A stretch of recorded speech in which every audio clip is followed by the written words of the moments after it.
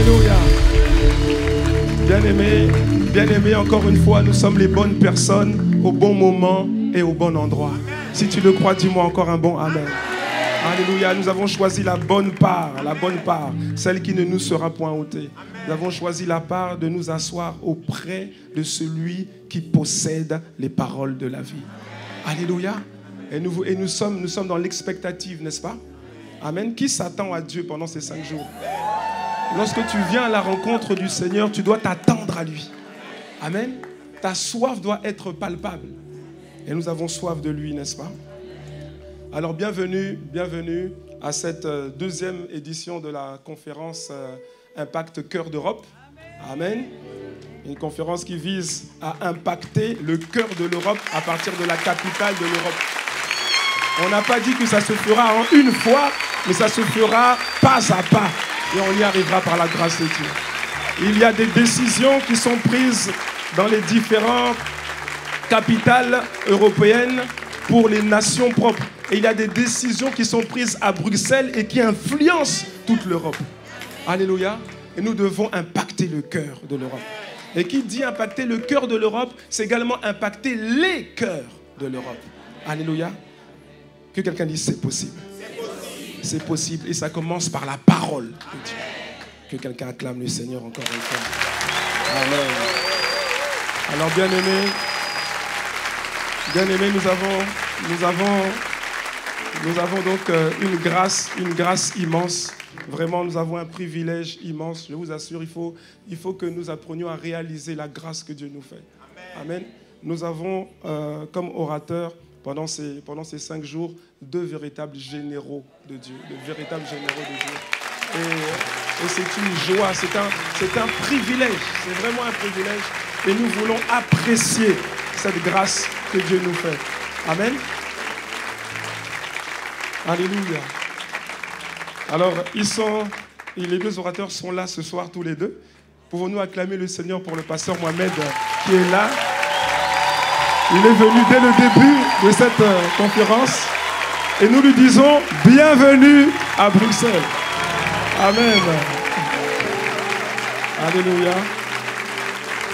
Nous avons également une autre personne que nous aimons beaucoup, mais je ne vais pas la présenter. Je vais laisser quelqu'un d'autre le faire. Et ce soir, notre orateur, c'est comme j'ai dit, c'est un véritable général de Dieu. C'est le pasteur principal des églises Impact Centre Chrétien, du mouvement d'églises Impact Centre Chrétien qui est composé d'une cinquantaine d'églises pour l'instant. Dis avec moi, pour l'instant. Amen. Voilà, c'est un prédicateur, un enseignant, un docteur de la parole de Dieu. Que quelqu'un dise Amen si c'est vrai. C'est un adorateur entraînant et inspirant. Parce que quand il adore, il t'entraîne dans l'adoration aussi. Amen. C'est également un mentor exceptionnel. C'est l'auteur de plusieurs livres, dont le dernier, Neutraliser l'ennemi public numéro 1, à savoir la chair. C'est également l'auteur de la collection de proclamations bibliques Prions ensemble. Amen. Amen. Et j'ai réalisé, c'est aujourd'hui seulement que j'ai réalisé ça. J'étais épaté. Il est suivi par près de 450 000 followers sur Facebook. Ça veut dire que, oui, ça veut dire que quand il publie quelque chose, c'est toujours édifiant, il y a 1,5 million de personnes qui sont impactées. Waouh! Ça, c'est un bon usage des réseaux sociaux. Alléluia. Amen. Et j'aimerais rajouter ceci, au-delà de tout ce que je viens de dire, ce qui est particulier aussi, et ça c'est un point qui, ça c'est mon point, il est mon père spirituel. Amen. Voilà. Et je suis ce que je suis par la grâce de Dieu. Si je suis ce que je suis par la grâce de Dieu, ça veut dire aussi que quelque part, tu es aussi quelque part ce que tu es par la grâce de Dieu, parce qu'il est le serviteur que Dieu s'est choisi. Il est le serviteur dont Dieu a touché le cœur pour amener ICC jusqu'ici, pour amener, pas ICC, pour amener la parole de Dieu, impacter les vies à travers ICC ici en Belgique. Alléluia. Et si aujourd'hui l'Église compte à peu près 1200 personnes, c'est parce qu'à un moment donné, il a obéi à la parole de Dieu. Et il a obéi et nous sommes là. Alors, bien-aimés, pouvons-nous ensemble, peuple de Dieu, acclamer le Seigneur pour son serviteur, le pasteur Ivan Castanou, pasteur principal des églises Impact Centre Chrétien. Oh, nous pouvons faire mieux que ça, c'est le Seigneur qu'on acclame. C'est le Seigneur.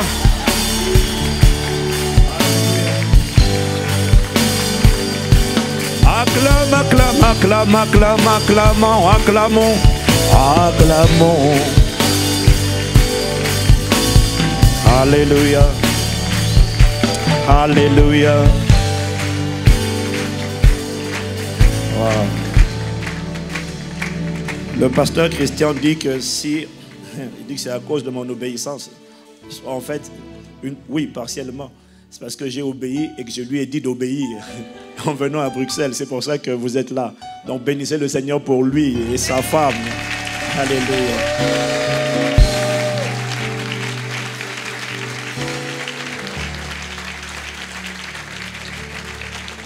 Alléluia. Nous ne sous-estimons pas ce que le Saint-Esprit est capable de faire avec l'obéissance d'une seule personne. Que le Seigneur ouvre les yeux de nos cœurs pour que tu réalises l'importance de ton obéissance à Dieu et comment ton obéissance peut libérer des multitudes ou comment ta désobéissance peut causer le retard de la libération de multitudes. 430 années ont été passées en Égypte à la place de 400 années. Dieu avait prévu 400 années de servitude pour Israël en Égypte, le temps que l'iniquité des Cananéens, des Amoréens, des Jébusiens et de tous les habitants de Canaan arrive à son comble. Dieu a gardé Israël en Égypte sur la captivité parce que Dieu voulait qu'ils apprennent à être asservis. Ils apprennent. Dieu ne permet pas une douleur en vain. Dieu a permis ça parce qu'avant de faire de toi une royauté, Dieu va permettre que tu saches ce que c'est d'être traité comme un esclave. Avant de faire de toi la tête, Dieu va toujours permettre. Dieu ne commence pas avec la tête. Non, c'est pas vrai. Dieu ne commence pas avec la tête. Avant de faire de toi la tête, Dieu va toujours permettre, pas que tu sois la queue, mais que tu sois traité comme la queue.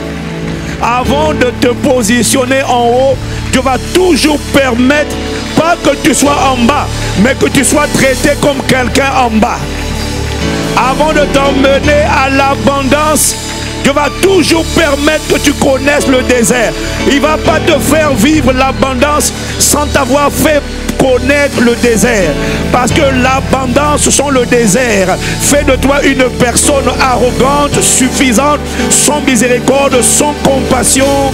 Mais lorsque tu connais l'abondance, après être passé par le désert, tu es une personne qui a été brisée. Tu es une personne qui a été façonnée. Tu es une personne qui connaît l'humilité. Tu es une personne qui connaît la gratitude. Tu es une personne qui connaît le contentement. Tu es une personne qui sait vivre dans l'humiliation et dans l'abondance. Mais commencer par l'abondance sans vivre l'humiliation ne te rend pas service. Voilà pourquoi Dieu t'aime trop pour t'épargner la souffrance. Dieu t'aime trop pour t'épargner la galère. Dieu t'aime trop pour t'épargner les persécutions. Dieu t'aime trop pour t'épargner le manque.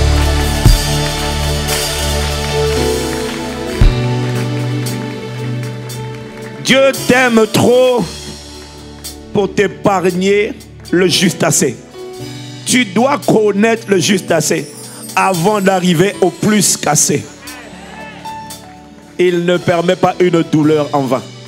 Il permet toutes choses pour un but.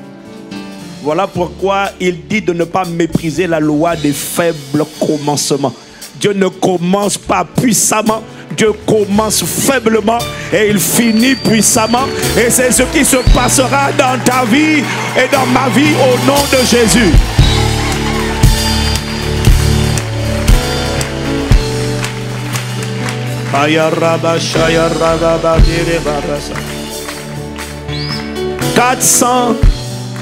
400 années auraient dû être passées par Israël en Égypte. Et les 400 sont devenus 430 années. Mais pourquoi 400 ont été transformés en 430? Pourquoi ont-ils donné à Satan, à Pharaon, 30 années de servitude inutile mais supplémentaire? Pourquoi? Parce qu'il y a un homme qui s'appelait Moïse, qui était parti trop tôt. Et lorsqu'il a fui dans le désert, il a mis du temps à s'abandonner totalement. Il a fallu que Dieu le prépare, que Dieu le façonne, que Dieu restaure son âme, Dieu dispose son cœur, Dieu le délivre de la peur de Pharaon. Il a fallu que Dieu le rencontre dans le buisson ardent et que Dieu lui dise: arrête de constater, de parler, d'être conscient de tes faiblesses et de tes manquements et de tes bégaiements. En gros, il a fallu que Dieu lutte avec l'âme d'une personne afin qu'elle obéisse. Et le temps qu'elle obéisse, 30 années supplémentaires inutiles ont été offertes. Tu n'as aucune idée de comment ton obéissance peut libérer les personnes que Dieu avait prévu de libérer à travers toi. Et comment ta désobéissance peut prolonger inutilement la souffrance de multitudes de nations que Dieu entendait libérer à travers ton obéissance. Saint-Esprit, rends-nous conscients de ces vérités. Nous portons une immense responsabilité. Je ne pourrai pas dire, et tu ne pourras pas dire, je ne savais pas.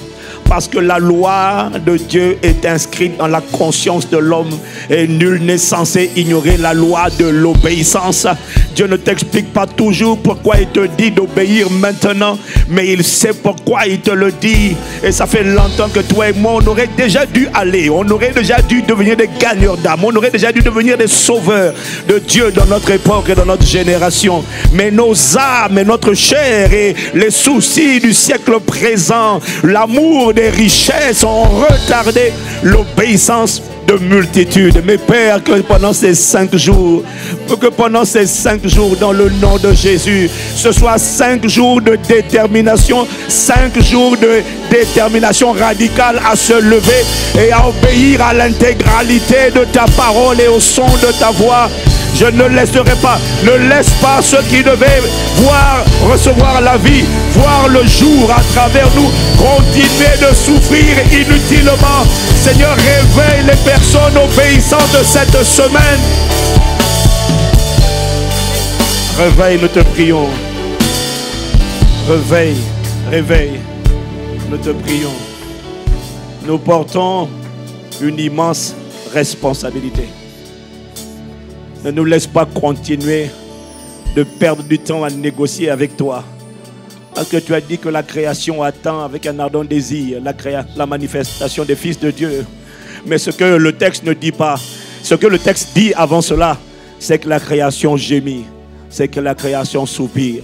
Parce qu'elle est oppressée, elle est harcelée, elle est tourmentée, elle est malmenée par une personne appelée Satan. Elle dit: mais où sont les fils de Dieu? Où sont les libérateurs? Où sont ceux qui sont la suite? On a vu le prototype, on a vu le premier-né. Mais où sont ceux qui sont la suite, les frères et les sœurs de Jésus? Où sont ceux qui viendront nous libérer? Où sont ceux qui viendront relever notre tête? Où sont ceux qui viendront nous proclamer cette parole de vie? Où sont ceux qui sont les canaux que Dieu a prévus pour nous rétablir dans nos prérogatives divines? Où sont les sauveurs? Où sont les libérateurs? Ils ne cherchent pas les évangéliques, ils ne cherchent pas les protestants évangéliques, ils ne cherchent pas les pentecôtistes, ils ne cherchent pas les charismatiques. La création ne les cherche pas, elle connaît leurs adresses. La création cherche où sont les fils de Dieu, où sont ceux qui manifestent la dimension de l'épouse de Jésus, où sont ceux qui sont déterminés à obéir, où sont ceux qui sont déterminés à faire sa volonté, où sont les fils de Dieu, où sont les disciples de Jésus. On les a vus commencer à se déployer au temps de l'église primitive. Où sont les disciples? Il y a trop de croyants, il y a trop de prieurs. On ne veut pas les prieurs et les croyants, nous voulons les disciples, ceux qui obéissent à ta parole, Père. La création soupire que ces 5 jours, Père, voient la manifestation des fils de Dieu, la manifestation de ceux qui manifestent Christ. ces 5 jours voient la manifestation, l'émergence d'un peuple qui sort des excuses et des raisonnements et des limitations et qui disent: moi j'irai désormais, sur ta parole j'irai, sur ta parole je laisserai le filet, sur ta parole je marcherai, sur ta parole j'honorerai, sur ta parole je sèmerai, sur ta parole Seigneur je me sanctifierai, sur ta parole j'irai.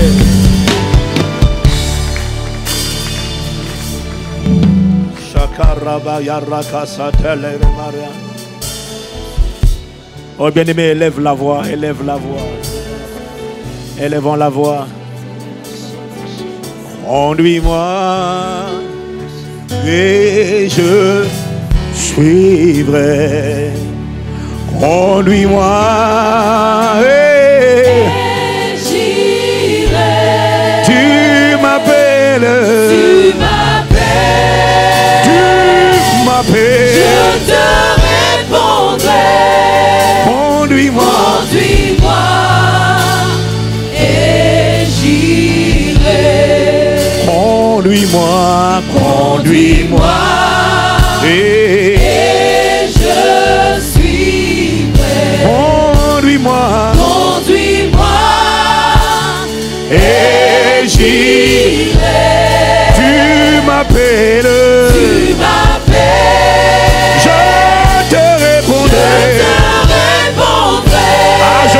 Pas pour les autres, mais je veux que ma vie soit utile. Tu m'appelles, je te répondrai. J'accepte d'obéir. Que ma vie soit une vie qui libère des multitudes. Conduis-moi, conduis-moi, conduis-moi.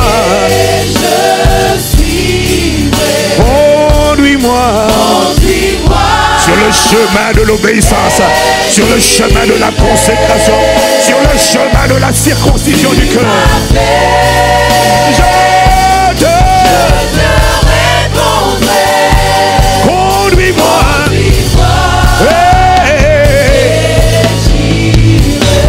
Tu m'appelles. Cette semaine réveille les disciples. Cette semaine réveille ceux qui veulent obéir. Conduis. Tu m'appelles. Je te répondrai. Je dois racheter le temps. La création m'attend. Tu m'appelles. Je te conduis-moi.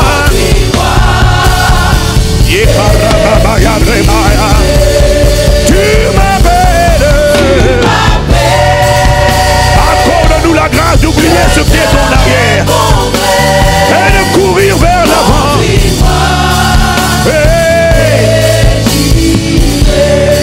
Tu m'appelles. Je te conduis.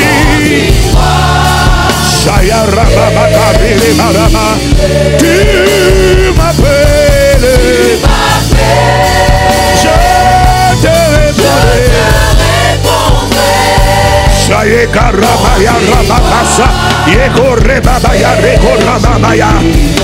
Toi et moi nous rendrons des comptes.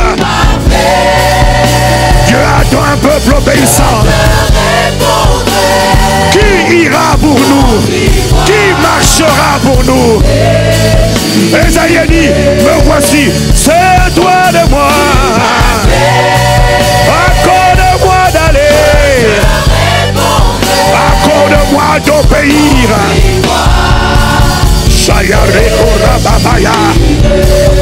Tu m'appelles.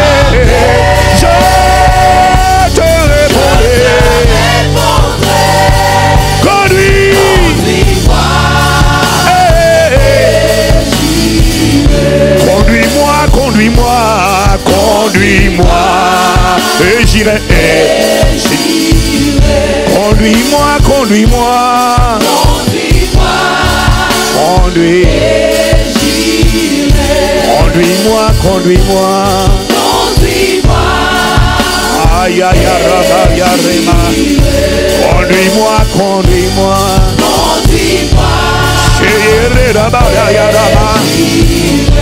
Conduis-moi, conduis-moi. Ne me laisse pas raisonner. Ne me laisse pas perdre du temps. Les nations attendent. Ma vie doit être consacrée. Les nations attendent mon obéissance. L'Europe, la Belgique attendent mon obéissance.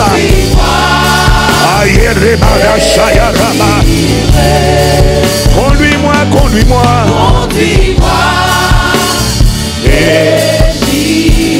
Conduis-moi, conduis-moi. Rends-nous conscients. Les nations n'attendent pas ta connaissance de la Bible. Les nations n'attendent pas ma récitation de versets bibliques. Les nations n'attendent pas que j'aille à l'église le dimanche. Les nations n'attendent pas que je me contente de prier pour ma famille. Les nations n'attendent pas mon mariage. Les nations n'attendent pas mes enfants. Les nations attendent mon obéissance. C'est mon obéissance qui fera la différence. C'est mon obéissance qui sauvera les multitudes. C'est mon obéissance.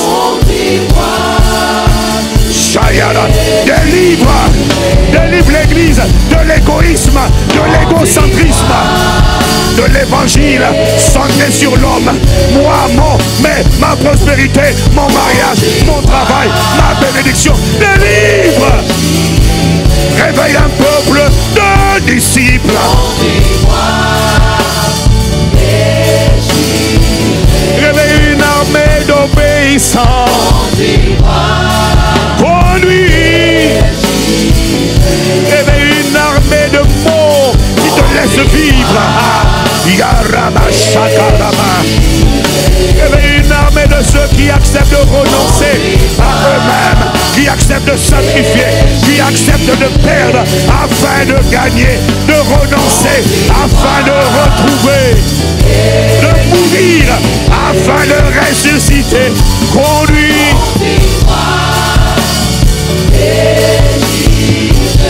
Conduis, conduis. Ebroso karabaya maya. Shede baraya mara. Yede koraba sharababa. Bare koraba ye karaba ye talaba. Baya rabosa te ye kababare. Bare koraba sa. Ikarema sharaba kata ya raba korebaya. Yele barosa ya rabaya. Viens réveiller une armée.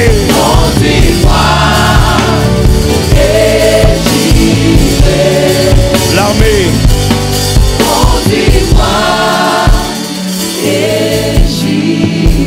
Viens réveiller l'armée de l'épouse, de ceux qui appartiennent à l'épouse.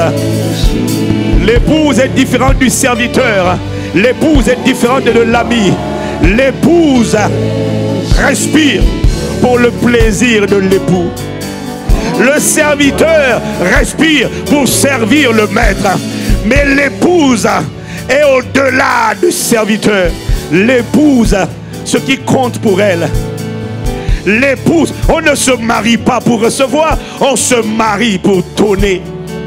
L'épouse, le conjoint, c'est la personne qui se marie parce qu'elle veut tirer le foyer. Elle veut faire du bien à son conjoint. L'épouse veut faire du bien à l'époux. Elle veut servir, elle veut honorer, elle veut respecter, elle veut faire la volonté. Elle veut donner à l'époux ce qui lui fait plaisir. Parce que lorsque l'époux est heureux, l'épouse est heureuse. Lorsque l'épouse est heureuse, l'époux est heureux. Lorsqu'une femme est heureuse, son mari est heureux de la voir heureuse parce que son bonheur dépend de son conjoint. Ça, c'est le mariage dans la pensée de Dieu. Père, réveille l'église épouse. Délivre-nous de la mentalité de croyants d'aller chauffer les sièges le dimanche à l'église. Alors que pendant ce temps, des multitudes crient, des prisonniers crient. La création soupire. Beaucoup ont baissé les bras. Ils n'ont plus d'espérance. Beaucoup se suicident. Beaucoup tombent dans la dépression. 12 millions de personnes sur 65 millions en France. 12 millions souffrent de problèmes, de troubles psychiatriques. Oh, bipolarité, schizophrénie. Mais ce sont des mots modernes juste pour décrire des oppressions, des tourments et des harcèlements démoniaques.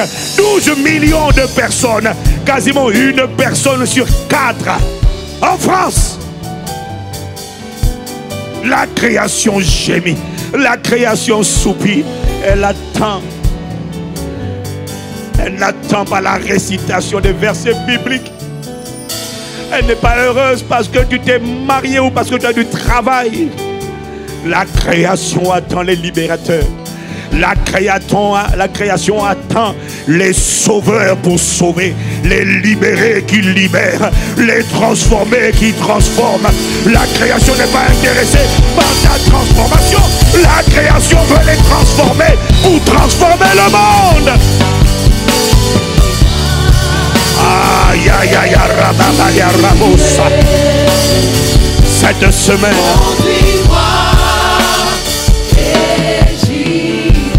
cette semaine réveille la dimension de l'église épouse. Cette semaine réveille les fils de Dieu dont la création attend la manifestation. Cette semaine réveille les témoins de Jésus. Tu as dit, mais vous recevrez une puissance, le Saint-Esprit survenant sur vous, et vous serez mes témoins. Il n'a pas dit, vous serez des chauffeurs de siège le dimanche à l'église. Non, il ne cherche pas des chauffeurs de siège. Les sièges sont chauffés avec le chauffage. C'est suffisant. Et il cherche des témoins. Il attend des hommes et des femmes qui sont prêts à témoigner. Et rappelle-toi, mon frère, ma soeur, le mot témoin ici, dans le mot grec, c'est le mot martour. Martour, c'est de là qu'est sorti le mot martyr. Ce ne sont pas des gens qui se tourmentent, qui se font martyriser. Non, ce sont des gens qui sont prêts à mourir afin de le laisser vivre à travers eux. C'est ça les martyrs. Ceux qui acceptent de mourir, ils ne parlent pas de la mort physique, ils parlent de la mort du moi. Réveille les martyrs, réveille les morts à eux-mêmes, les morts à la chair, les morts au péché, les morts au monde. Réveille, réveille cette semaine. Réveille, réveille cette semaine. Irabaya, rabashaya, rabaya, ekore babarere babarare babasa. Yerebebero sorama.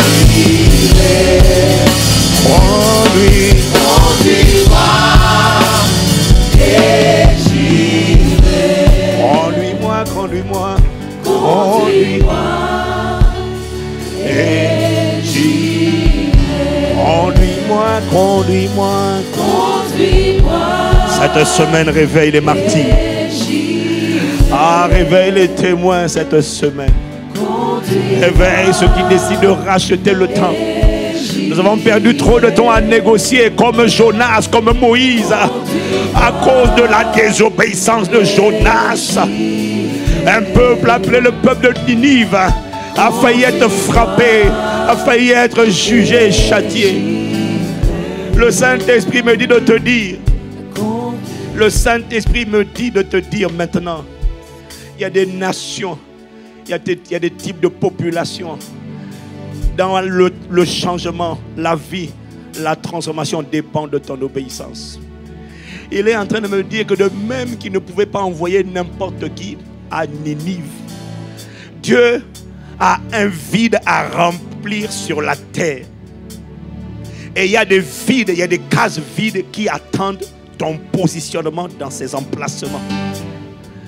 Et pour aller à Ninive, Dieu avait prévu avant la fondation du monde. Il n'a pas déterminé ça sur place.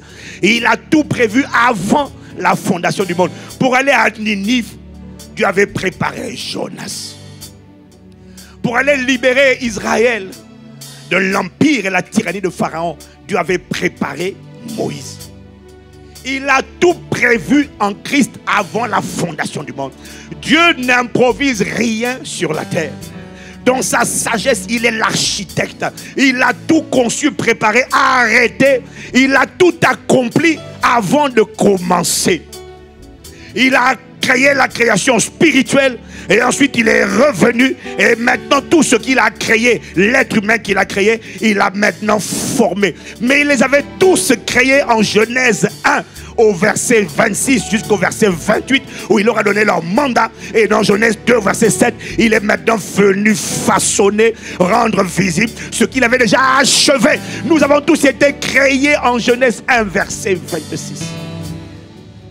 Il finit tout dans l'invisible avant de commencer à manifester dans le visible. Il avait tout achevé. Il me dit qu'il ne pouvait pas envoyer quelqu'un d'autre que Moïse pour aller libérer l'Égypte, pour aller libérer Israël en Égypte. Pourquoi? Parce qu'avant la fondation du monde, il avait préparé Moïse. Avant la fondation du monde, toi et moi, on a été préparés, prédestinés.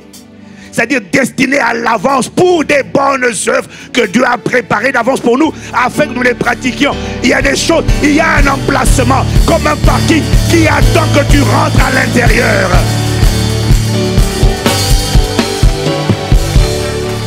Et il est en train de me dire, pour Ninive, c'était Jonas. Si Jonas désobéissait, il était obligé d'attendre Jonas. Pour le déluge, avant le déluge, c'était Noé.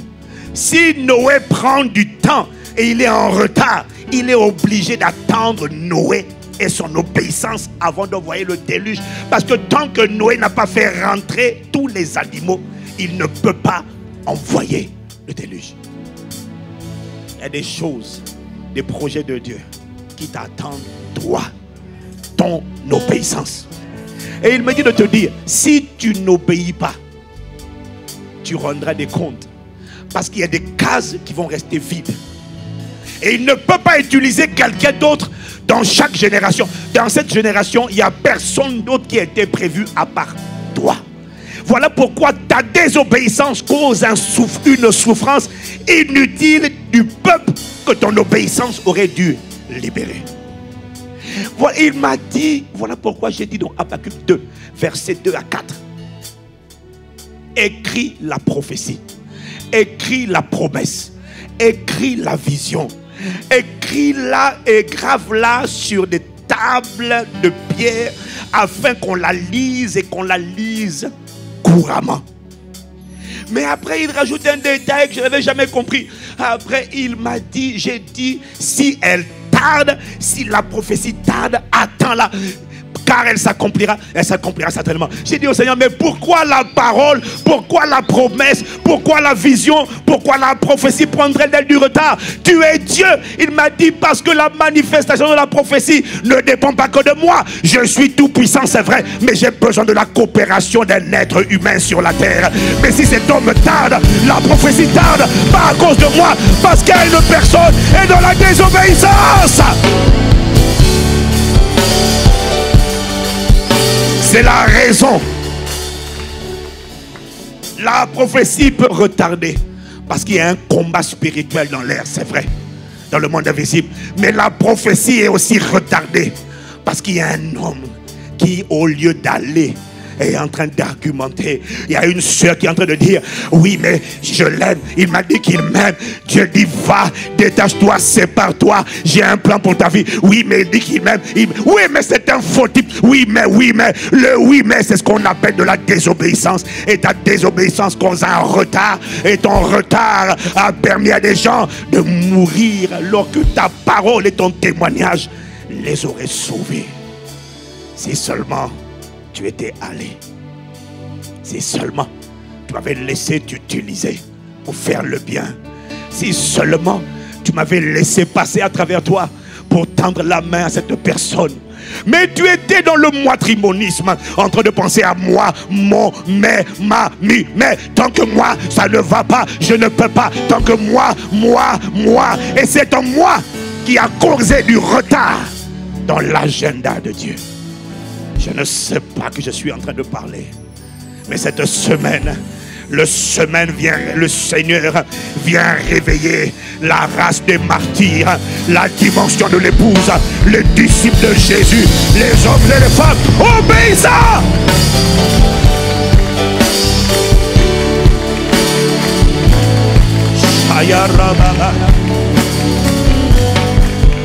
Conduis-moi et j'y.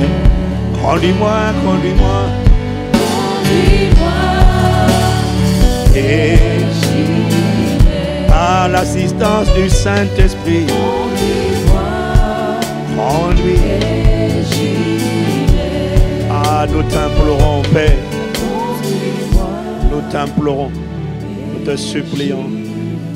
Au-delà des Amen, au-delà des Alléluia, au-delà des gloires à Dieu, au-delà des cris, au-delà des slogans, au-delà des excitations, nous t'implorons. Nous t'implorons. Non, parce que nos cris et nos excitations, c'est vrai, ça encourage le prédicateur. Mais Dieu n'est pas réjoui tant qu'il entend les cris de la création. Il a dit à Moïse, j'ai entendu le cri de mon peuple en Égypte. Parce que nuit et jour, c'est ça que Dieu entend. Il est en train de chercher une armée qu'il peut déployer dans la francophonie jusqu'aux extrémités de la terre. Il n'est pas heureux parce que tu as dit Amen, tu as levé la main. Dieu se réjouit lorsque tu dis, me voici, sers-toi de moi. J'accepte d'être un martyr, de mourir à moi-même. J'accepte de renoncer à moi afin de retrouver Christ. J'accepte de perdre afin de gagner. J'accepte de mourir afin de ressusciter à une vie nouvelle et de marcher en nouveauté de vie. Ah, nous t'implorons, au-delà de nos slogans superficiels, Père, accorde-nous la grâce cette semaine de nous lever de manière déterminée et de dire, ça coûtera ce que ça coûtera, mais sur ta parole, j'irai. Sur ta parole, je sèmerai. Sur ta parole, j'honorerai. Sur ta parole, je pardonnerai. Sur ta parole, j'aimerai mes ennemis. Sur ta parole, j'obéirai. Sur ta parole, sur ta parole, sur ta parole, sur ta parole. Réveille les soldats, réveille l'armée, réveille les héros, réveille les conquérants. Conduis. Conduis-moi et j'y vais. Conduis, conduis. Conduis-moi, conduis-moi, conduis-moi. Et j'irai. Y a-t-il une personne déterminée à obéir? Y a-t-il un martyr? Aïe, aïe, aïe. Y a-t-il un disciple? Aïe, rekoraba shakarababaya. Aïe, correre babarose ikarababaya remosa. Réveille une armée ce soir. Magnifique esprit de Jésus, esprit de gloire, esprit de vérité. Ne nous dis pas ce que nous avons envie d'entendre. Dis-nous ce que nous devons entendre, ce que nous avons besoin. Notre esprit a besoin, notre âme a besoin d'entendre la vérité. On en a assez d'écouter des choses qui font du bien à la chair, mais qui éloignent l'esprit de sa destinée. Ah non, accorde-nous la grâce de racheter le temps. Accorde-nous la grâce. Nous t'implorons, Père. Accorde-nous la grâce d'être une armée qui se lève au cœur de l'Europe, au cœur de Paris, au cœur de ce pays, au cœur de ce continent. Ah, nous ne sous-estimons pas ce que tu es capable de faire à travers une personne obéissante. Parce que rien que cette assemblée est le fruit et le produit de l'obéissance. L'obéissance d'une personne. Alors imagine l'obéissance de milliers de personnes. Un en chasse 1000, deux en chasse 10 000. Imagine l'obéissance d'une armée. Rends-nous conscients. Rends-nous conscients. Tu penses que ta désobéissance n'a pas de conséquences. Tu te dis peut-être, mais qui suis-je moi? Non. Il y a une catégorie de personnes qui sont en train de crier. et pour lesquels Dieu a préparé la réponse. Et cette réponse, c'est toi. Rends-nous conscients, nous t'implorons. Rends-nous conscients. Rends-nous conscients. Rends-nous conscients. Abba, Abba. Conscients de l'importance du temps. Accorde-nous la grâce de bien compter nos jours et d'appliquer nos cœurs à l'obéissance à Dieu. Conscients de l'éternité. Conscients de la vérité. Conscients de notre rôle à jouer. Nous t'implorons, tendre Père. Inspire ce moment. Inspire la proclamation de ta parole. Délivre-nous de la séduction. Délivre-nous des ruses du diable pour nous faire perdre du temps. Rends-nous conscients de l'éternité. Accorde-nous nous aussi la grâce. Accorde-nous nous aussi la grâce de contribuer à l'accomplissement, la manifestation des desseins de Dieu dans notre génération. Accorde-nous la grâce comme Paul sur la terre des vivants, de combattre le bon combat, d'achever la course et de garder la foi, de ne pas combattre les mauvais combats sur lesquels il n'y a aucune repentance. Le combat pour son ego, pour sa fierté, le combat parce qu'on va mal parler, ce sont des combats inutiles. Accorde-nous la grâce de combattre le bon combat de la foi. Accorde-nous la grâce d'achever la course. Accorde-nous la grâce de garder la foi et d'être conscient en permanence de l'éternité. Rends-nous conscients de ce que c'est ce que nous faisons maintenant qui détermine nos positions et nos possessions dans l'éternité. Alors ne nous laisse pas être séduits par des faux raisonnements. Rends-nous conscients de la vérité. Magnifique Esprit de Jésus. Toi tu sais comment nous ne savons pas parler. Nous ne savons pas ce qu'il convient de dire. Mais ce soir, pour ce premier culte, nous t'implorons. We cannot make it without you. Have your way. Have your way. Have your way. Have your way, oh God. Have your way. Have your way, oh Lord. Have your way. In our lives, oh Lord. Have your way. In our lives, oh God. Have your way. Let your word be released. Have your way. Que nos cœurs soient touchés. Have your way. Que nos cœurs soient transformés. Have your way. Que les sauveurs soient ressuscités. Have your way. Que les libérateurs soient manifestés. Have your way. Que les disciples soient engendrés. Have your way. Que les martyrs soient engendrés. Les martyrs de Jésus le Christ. Aïe, aïe, aïe, aïe. Oh, your way. Oh, your way. Oh, your way. Oh, your way. Aïe, aïe, aïe, aïe, aïe, aïe, aïe. Oh, your way. Cette semaine saisie. Cette semaine réveille.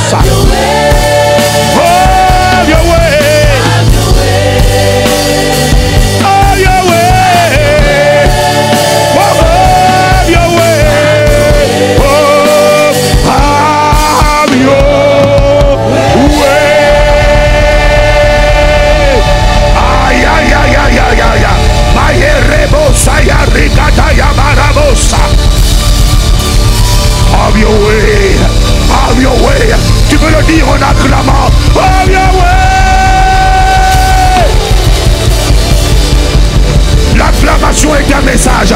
L'acclamation est un signal. L'acclamation est décodée par le Saint-Esprit.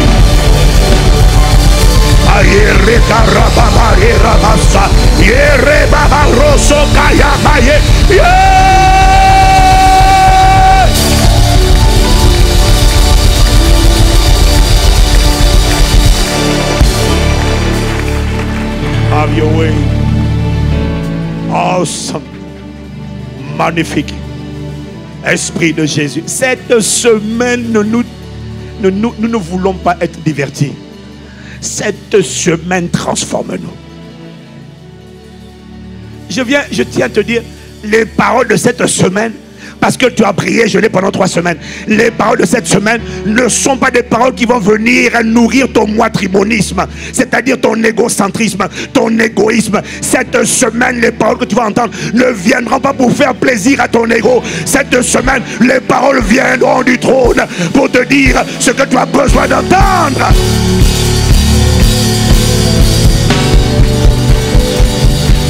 Mais il me dit de te dire, les paroles de cette semaine vont venir t'emmener à chercher premièrement, d'abord mettre en priorité, d'abord mettre au premier rang, d'abord le royaume et la justice de Dieu.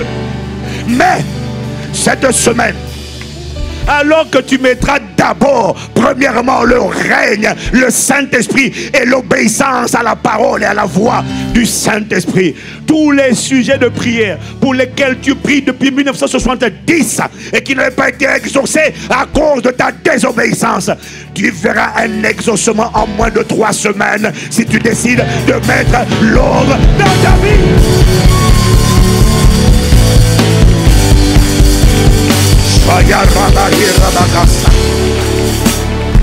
Dans le nom de Jésus, Père, sur ta parole, j'ai parlé. Quand quelqu'un va sortir de cette semaine, déterminé à ne plus donner d'excuses, mais sur ta parole, à obéir, en moins de 3 semaines, elle va expérimenter des retournements jamais constatés. Des sujets de prière pour lesquels tu cesseras de prier, parce que la clé n'était pas la prière, la clé c'était pas la prière, la clé c'était l'obéissance.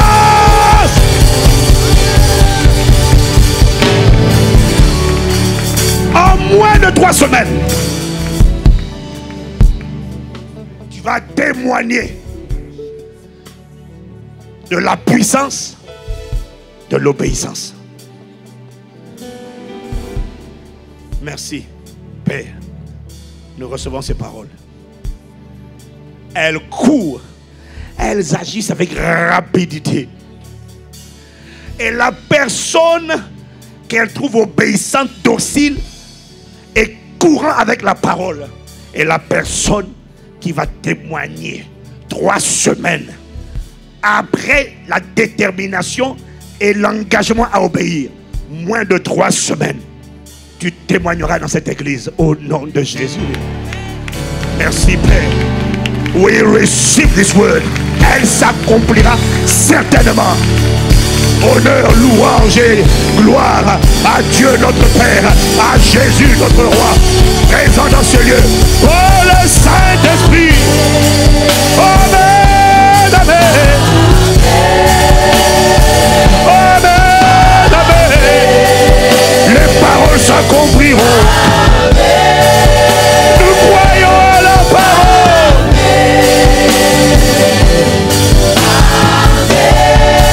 Amen, amen.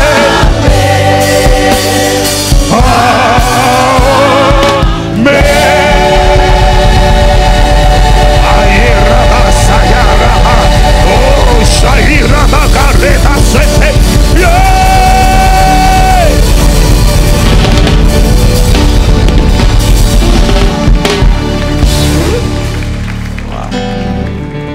Thank you, we bless you, Lord. In Jesus' name, dans le nom de Jésus, nous t'avons ainsi prié, imploré, invoqué, supplié, réclamé, cherché avec action de grâce. Merci. Alpha, au cette première soirée.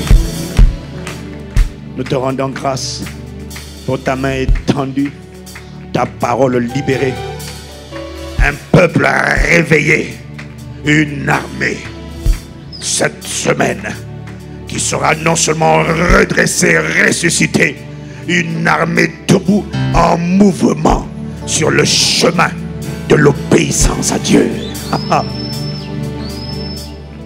Inspire-nous, éclaire-nous. Pourquoi l'obéissance? Magnifique Esprit de Jésus, parle-nous toi-même.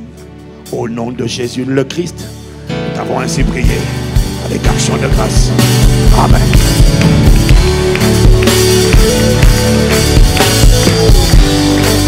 Acclame, acclame, acclame, acclame. Tu n'es pas obligé d'acclamer. J'ai juste besoin de 120 personnes, ça me suffit. 120 disciples de Jésus.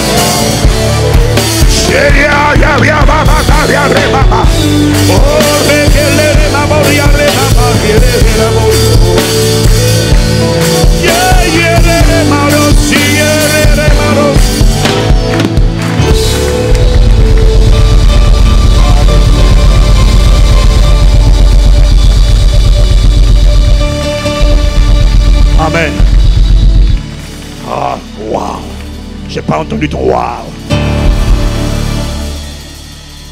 Cette semaine, le Saint-Esprit ne viendra pas pour t'exciter. Le Saint-Esprit ne viendra pas pour te faire crier. Le Saint-Esprit viendra pour faire une chirurgie, pour te mettre debout et en mouvement. Cette semaine, le Saint-Esprit a décidé à travers toi d'écrire une histoire nouvelle.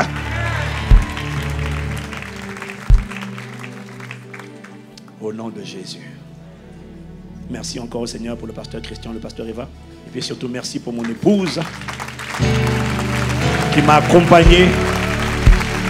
Merci Seigneur pour la grâce que tu m'as accordée d'avoir trouvé le bonheur. Ouais. Pour vous bénir Dieu pour mon épouse. Elle s'appelle le bonheur. Ouais. Alléluia. Merci à Dieu pour chacun d'entre vous. Hey, mon frère le bishop, le pasteur, il n'est pas bishop. Entre nous on s'appelle bishop, c'est juste pour rire. Il n'est pas bishop. Nous sommes juste des serviteurs insignifiants, mais heureux d'être des instruments à travers lesquels Dieu écrit l'histoire de l'expansion du royaume de Dieu dans notre génération. Ne sous-estime pas ce que Dieu peut faire à travers l'obéissance d'une personne. Quand tu as vu les vidéos de In Haïti, c'était l'obéissance de 3 personnes. C'est lui qui a eu la vision. Il nous en a parlé. On a dit les gars, on le fait ensemble. Sur sa parole. L'obéissance de 3 personnes qui ont mobilisé plus de 300 personnes à libérer une nation au point que jusqu'à aujourd'hui, les prêtres vaudous, jusqu'à aujourd'hui, ils sont furieux. Mais nous sommes désolés pour eux. Ils ne pourront plus refaire ce qui a déjà été fait. Ils ne pourront plus défaire ce que le Saint-Esprit a fait.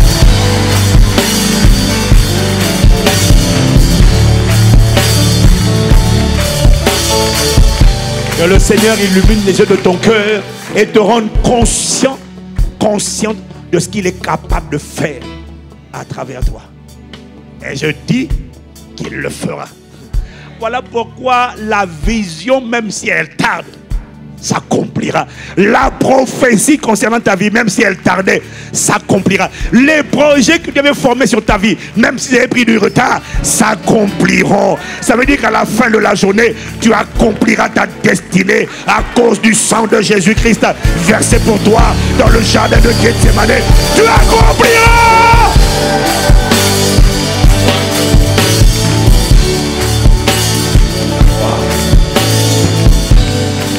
Amen. Acclame, acclame, acclame, acclame Dieu. Et assieds-toi, acclame Dieu, et assieds-toi, acclame, acclame.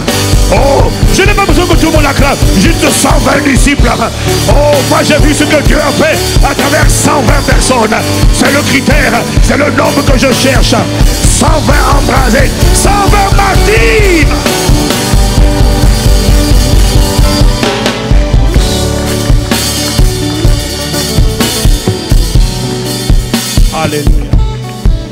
Quelqu'un dit gloire à Dieu.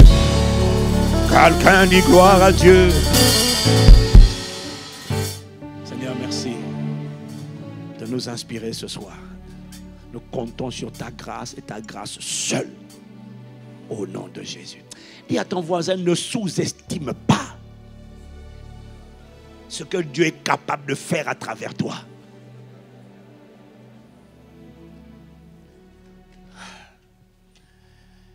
Mais ce soir, nous voulons juste introduire. Je n'ai quasiment plus beaucoup de temps. Waouh! Magnifique. Mais la parole est déjà venue à travers la prière prophétique. Dis Amen. Mais il y a beaucoup à dire, bien-aimé. Et le thème, si j'avais un thème pour cette soirée, ça serait l'obéissance. 2 points. La clé suprême d'une vie qui manifeste Christ. Si j'avais un titre, ça serait l'obéissance. La clé suprême d'une vie qui manifeste Christ. Il ne suffit pas pour toi et moi d'être né de nouveau. Il ne suffit pas d'avoir reçu Christ. Non. Avoir reçu Christ n'est pas la finalité. La finalité, c'est manifester Christ. Avoir reçu Christ sans le manifester, c'est comme avoir reçu un héritage de plusieurs milliards et vivre comme un déshérité, broke, pauvre, fauché, down, démantelé, disloqué, démembré, dégoûtant et répugnant. Il ne suffit pas d'avoir reçu Christ. Il faut qu'il soit formé. Il faut qu'il soit visible. Quelqu'un me dit Amen. Quelle tragédie que d'avoir un héritage immense, illimité, et de vivre broke, fauché. Quelle tragédie. Ça ne t'arrivera plus jamais au nom de Jésus. Pourquoi c'est si important de manifester Christ? Parce que manifester Christ, bien-aimé, c'est ce qui te préserve de vivre et de mourir comme un Adam. Il y a des gens qui ne veulent pas mourir comme des Adams, mais qui ne veulent pas vivre Christ. Dieu dit dans le psaume 82, versets 4 à 7, le premier verset te dit que Dieu se tient dans l'assemblée des dieux. C'est Dieu qui parle aux petits dieux. Ce n'est pas Dieu qui parle aux démons. Non, il ne parle pas aux démons. En fait, j'ai la conviction que là, il était... Parce que Jésus a dit, n'est-il pas écrit dans votre loi, j'ai dit, vous êtes des dieux. À qui il a dit ça? Il a dit ça à Adam et Ève lorsqu'ils les ont créés. Et il dit ça à toi et moi lorsque nous sommes nés de nouveau. Parce que ma Bible dit que nous sommes devenus participants de la nature divine. Nous sommes devenus de sa race parce qu'un Dieu engendre des dieux. Et les démons ne sont pas des dieux parce qu'ils n'ont pas la nature de Dieu. Chaque espèce se reproduit selon son espèce. Que Dieu bénisse les 10 Amen au nom de Jésus. Psaume 82, est-ce qu'on peut la voir? Donc Dieu parle aux dieux ou encore aux divinités. Il leur dit, sauvez le faible et le pauvre, délivrez-les des méchants. Donc il ne parle pas aux démons. Il ne parle pas aux anges. Les anges ne peuvent pas délivrer des méchants. Sauvez le pauvre, le faible et le pauvre. Délivrez-les des méchants. Ils ne savent rien. Il parle des hommes. Ils ne comprennent rien. Ils marchent dans les ténèbres. Toutes les fondations de la terre sont ébranlées. Il est en train de parler des êtres humains qui avaient reçu au commencement le mandat de la domination. Mais qui ne font plus ce pourquoi ils ont été créés. J'avais dit, vous êtes des dieux, vous êtes tous des fils du Très-Haut. Cependant, puisque vous n'assumez pas vos mandats, puisque vous ne voulez pas obéir, puisque vous ne voulez pas faire ce que je vous dis de faire, vous mourrez comme des hommes. Le mot hébreu dit ici, Adam. Vous tomberez comme un chef ou un prince quelconque. J'avais dit, vous êtes des dieux, vous êtes tous des fils du Très-Haut. Cependant, à cause de votre désobéissance, vous ne voulez pas opérer à la dimension des dieux. alors vous allez mourir comme des Adam. Parce qu'il y a Adam et il y a Christ. Si tu ne vis pas, tu ne manifestes pas Christ, tu vas rester comme un Adam. Et tu connaîtras le sort des Adam, les tourments des Adam, les afflictions des Adam, les oppressions des Adam, les souffrances des Adam, les maladies des Adam, les chicots des démons causés aux Adam, les piqûres des serpents causés aux Adam. Donc, manifester Christ, c'est ce qui te préserve de vivre et de mourir comme un Adam. Parce que Christ n'est pas touché par le serpent. Il dit, le prince de ce monde vient, il n'a rien en moi. Il va commencer comment? Un Christ manifesté ne peut pas être écrasé par un démon. Un Christ manifesté a été piqué par un serpent. Au bout d'un moment, comme il ne mourait pas, il a juste secoué, il a mis le serpent dans le feu. Les gens disent, c'est un Dieu. Que ce soit dit à ton sujet, à mon sujet, au nom de Jésus.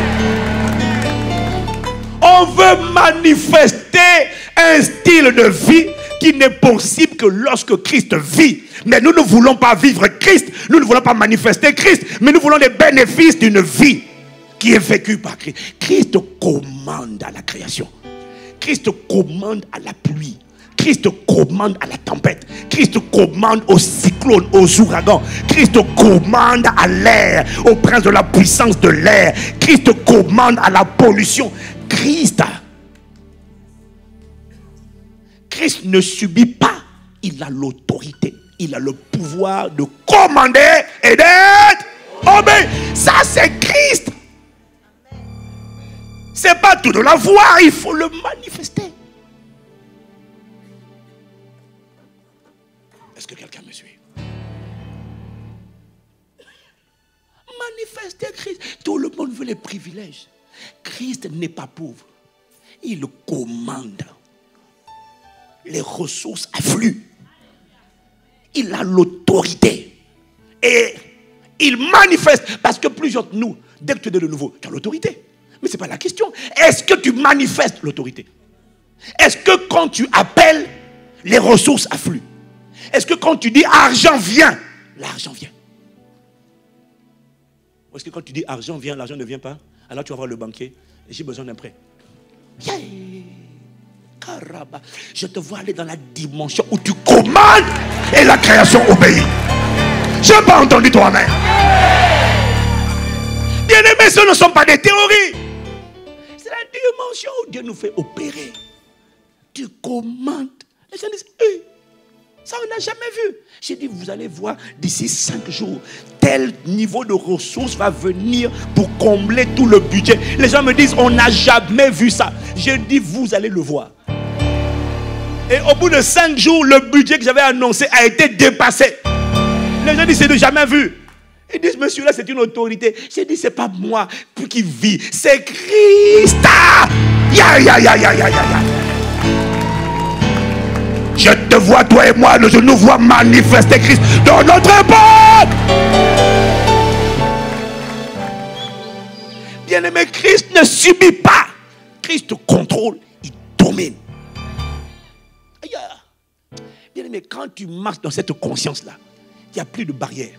Tu acceptes de commencer petit, mais tu sais, quand Christ vit, il se manifeste. Quand je commence, j'ai la capacité, je sais que ce que je commence va commencer par la fécondité. Je suis non seulement fécond, mais après la fécondité, tout ce que je touche va connaître la fécondité, la multiplication, l'assujettissement et la domination. Quand le Saint-Esprit emmène ces temps-ci à prier en disant que partout où Dieu tu nous a établis, Saint-Esprit, Impact Centre Chrétien, partout où nous sommes établis, nous sommes féconds, nous sommes productifs, nous nous multiplions, nous nous élargissons, nous remplissons la terre, nous assujettissons les dominations, les autorités, les princes de ce monde de ténèbres, les esprits méchants établis dans les autorités, nous les assujettissons et nous les dominons. C'est ce que je dis. Je ne prie pas. Je ne prie pas. Je déclare. Cette dimension d'autorité soit ton partage. Quelqu'un dit encore amen. Bien-aimé, manifester Christ doit être ton plus grand soupir. Pas prier, manifester Christ. La clé, le moteur de la vie de Christ est la prière. Mais ce n'est pas ta prière, ce n'est pas nos prières qu'on fait aujourd'hui là. Il faut arrêter de se tromper. Non. Il y a prier et puis prier. Je dirais il y a prier et puis il y a Christ qui prie en toi. Moi, je vais arrêter dans la dimension où c'est pas moi qui prie, c'est Christ qui prie à travers moi. Parce que ce sont des prières dont l'exaucement est certain. Parce que quand Christ prie, il est guidé par l'Esprit. Et quand il prie, il n'espère pas, il le sait. Il sait que ce pourquoi il prie va voir l'exaucement. Seigneur, emmène-nous dans cette dimension. Nous allons entrer dans cette dimension au nom de Jésus. Ah, quelqu'un me dit amen. Manifester Christ, c'est manifester son caractère, c'est manifester ses bonnes œuvres, c'est manifester le Sauveur qui est né. Comme je l'ai dit tout à l'heure, quand Jésus-Christ est né, c'était Christ qui était incarné. Dis amen. Et les anges ont chanté. Ils ont chanté gloire à Dieu. Ils ont dit Hosanna dans les lieux très hauts, gloire à Dieu dans les lieux très hauts, et paix sur la terre aux hommes qui l'agréent. Lorsque toi et moi nous sommes nés de nouveau, les anges ont également chanté. La Bible dit qu'il y a eu une fête dans le ciel. Ça veut dire quoi? Les anges, quand il y a une fête, on fait quoi? Quand il y a une fête, on fait quoi? On chante et on célèbre et on danse. À ta nouvelle naissance, les anges ont chanté. Pourquoi ils ont chanté? Ils n'ont pas chanté seulement parce que l'enfant prodigue était revenu à la maison. Non, il faut lire plusieurs textes pour comprendre le fond. Ils chantent parce qu'un perdu est retrouvé. Bon, d'abord, ouais. Mais c'est plus que ça. Ils chantent pas seulement parce qu'un perdu est retrouvé. Ils chantent parce que quand Christ, la nouvelle naissance, c'est un Christ qui est manifesté. Non pas manifesté, un Christ qui est engendré sur la terre. Adam est mort. Christ prend la place dans un corps humain. Un nouvel homme est dans la place. Pourquoi les gens chantent? Les anges chantent parce que premièrement, un mort est revenu à la vie. Mais à quoi ça sert qu'un mort revienne à la vie? Pour vivre comme un mort. En quoi les anges seront contents? Non, les anges chantent parce que les anges voient le futur, parce qu'ils sont remplis d'espérance, parce qu'un sauveur nous est né, parce qu'un sauveur, les anges chantent parce qu'il y a un sauveur à l'intérieur dans ce corps-là. Et lorsqu'il va grandir, lorsqu'il va obéir, il va manifester un véritable sauveur. C'est un sauveur potentiel. Voilà pourquoi ils font la fête. C'est pas seulement parce qu'un perdu est retrouvé. Un perdu est retrouvé, mais un libérateur dans son époque a été manifesté. Un bienfaiteur a été manifesté. Un bienfaiteur, pas manifesté, il est né sur la terre. Un sauveur est né, un guérisseur est né, un libérateur est né, un bienfaiteur est né, un destructeur des œuvres du diable est né, un gagneur d'âme, un faiseur de disciples est né. Les anges se réjouissent. Pourquoi? Parce qu'ils disent, ça va chauffer sur la terre. Un de plus a été engendré, ça va barder pour Satan, parce qu'une armée est en train de se lever dans tout le territoire, dans toute la francophonie, jusqu'aux extrémités de la terre. Chaque nouvelle naissance correspond à une bonne nouvelle.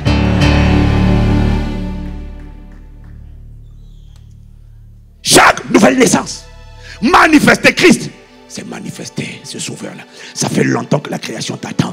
Ça fait longtemps qu'on t'attend. Il y en a assez de ton retard. Il y en a assez de ta désobéissance.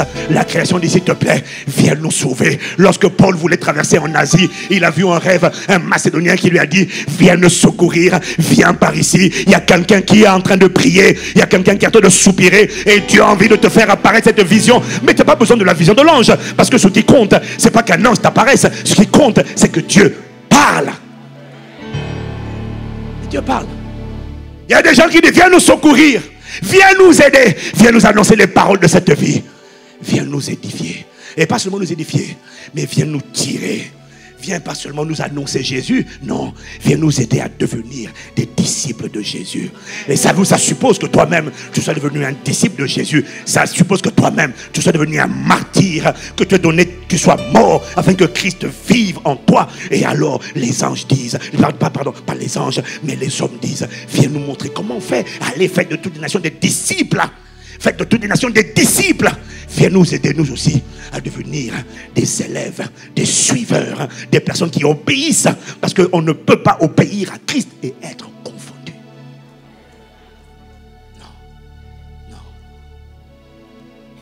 Dis avec moi, Seigneur, accorde-moi la grâce de manifester Christ dans mon époque, dans ma génération.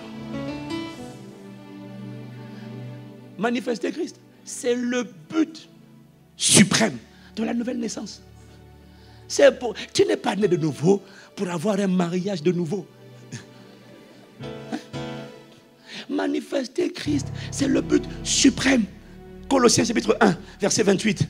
Paul dit, c'est lui que nous annonçons, exhortant tout homme et instruisant tout homme en toute sagesse, afin de présenter à Dieu tout homme devenu téléo, ça veut dire adulte, ça veut dire mature, lui souvent traduit par parfait en Christ. Le but, c'est on annonce Christ, on proclame Christ, on exhorte Christ pour amener tout homme, toute femme à devenir adulte, à devenir semblable à Christ. C'est le but. Mais lorsque Christ est manifesté, son caractère sera manifesté, sa puissance sera manifestée, son autorité sera manifestée, ses œuvres seront manifestées.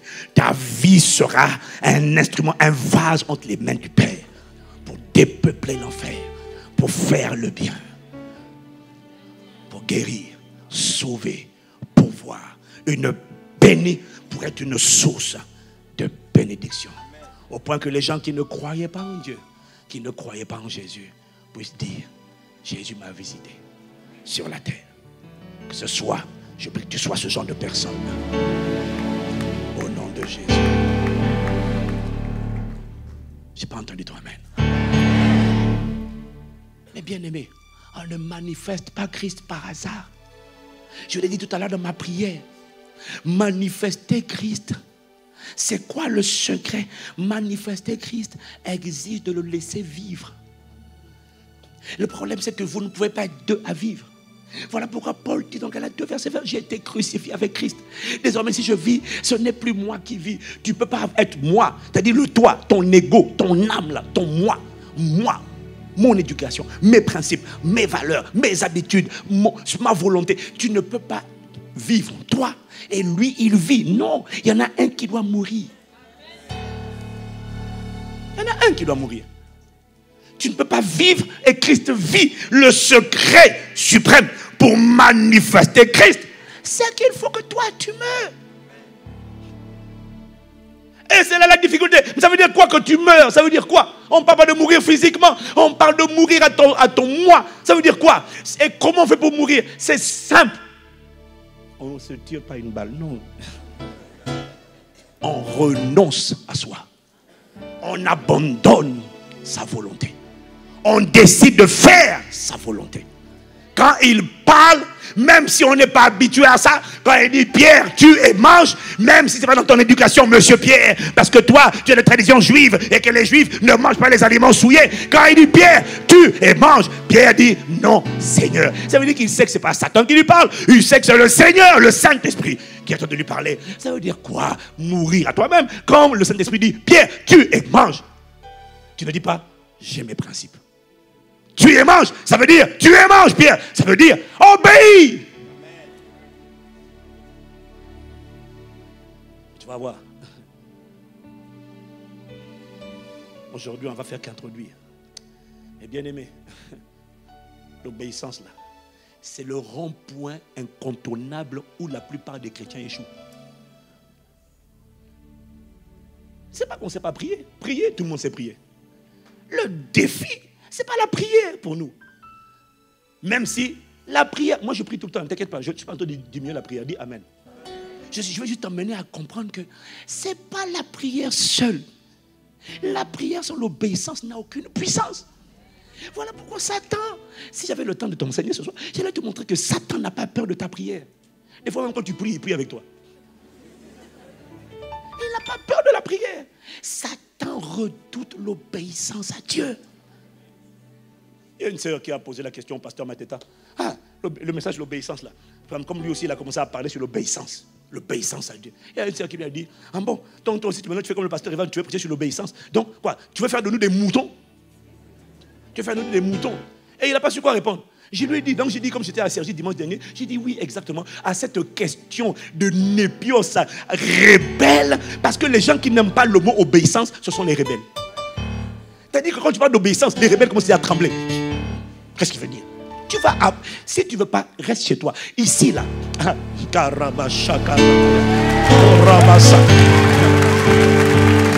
Alors j'ai dit à la soeur, oui, je ne sais pas qui a posé la question, qui a fait ce commentaire, mais je veux dire, je vais répondre, pasteur, donc tu veux faire de nous un troupeau de moutons? Je lui dis oui, exactement.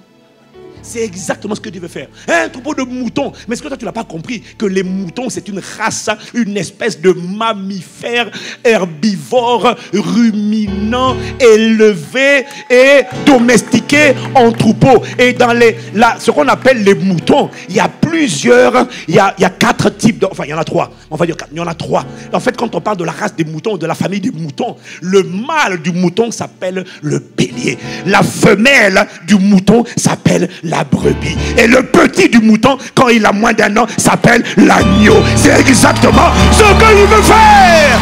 Il veut faire de nous des brebis. Oh, Shakarabayaka. Oh, quelqu'un me dit amen.